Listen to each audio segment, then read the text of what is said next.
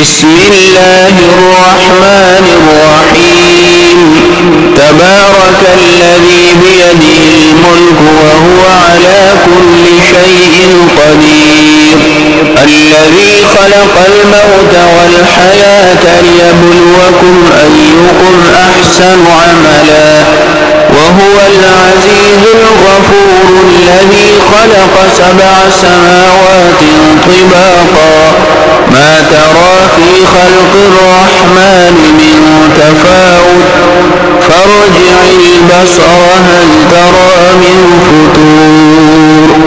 ثم ارجع البصر كرتين ينقلب إليك البصر خاسئا وهو حسير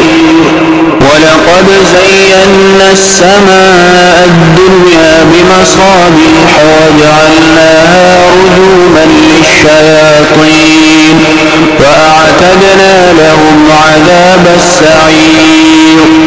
وللذين كفروا بربهم عذاب جهنم وبئس المصير إذا ألقوا فيها سمعوا لها شهيقا وهي تفور تكاد تميز من الغيظ كلما ألقي فيها فوج سألهم خزنتها ألم يأتكم نذير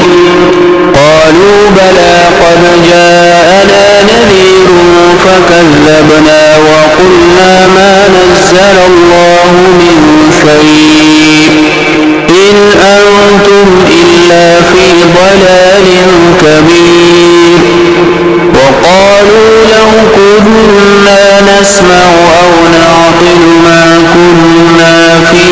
أصحاب السعير فاعترفوا بذنبهم فسحقا لأصحاب السعير إن الذين يخشون ربهم بالغيب لهم مغفرة وأجر كبير وأسروا قولكم أو اجهروا به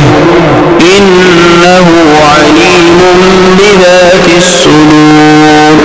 ألا يعلم من خلق وهو اللطيف الخبير هو الذي جعل لكم الأرض ذلولا فامشوا في مناكبها وكلوا من رزقه وإليه النشور أأمنتم من في السماء أن يخسف بكم الأرض فإذا هي تمور أم أمنتم من في السماء أن يرسل عليكم حاصبا فستعلمون كيف نذير ولقد كذب الذين من قبلهم فكيف كان نكير أولم يروا إلى الطير فوقهم صافات ويقبضن ما يمسكهن إلا الرحمن إنه بكل شيء بصير أمن هذا الذي هو جند لكم ينصركم من دون الرحمن إن الكافرون إلا في غرور أمن هذا الذي يرزقكم إن أمسك رزقه بل لجوا في عتو ونفور أفمن يمشي مكبا على وجهه أهدى أمن يمشي سويا على صراط مستقيم قل هو الذي أنشأ لكم السمع والأبصار والأفئدة قليلا ما تشكرون قل هو الذي ذرأكم في الأرض وإليه تحشرون ويقولون متى هذا الوعد إن كنتم صادقين قل إنما العلم عند الله وإنما أنا نذير مبين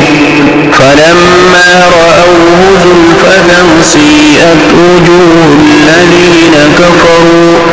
وقيل هذا الذي كنتم به تدعون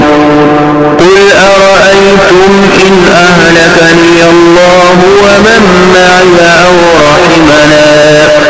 فمن يجير الكافرين من عذاب أليم